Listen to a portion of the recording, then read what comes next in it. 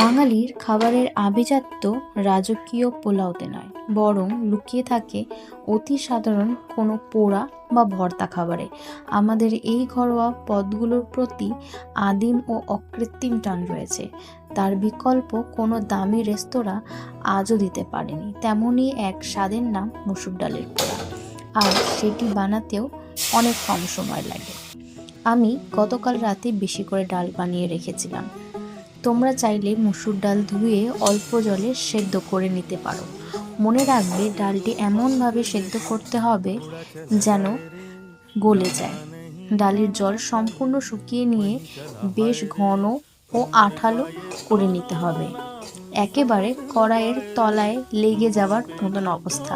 এরপর একটি পাত্রে ডালটি নিয়ে সেটাতে পরিমাণ মতো কাঁচা লঙ্কা কুচি এবং কুচনো পেঁয়াজ দেবে, আর সাথে আসল উপকরণের পালা, সরিষার তেল।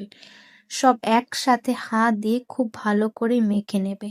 ব্যাস, তৈরি হয়ে গেল গরম ভাতের শ্রেষ্ঠ সাথী মসুর ডালের পোড়া।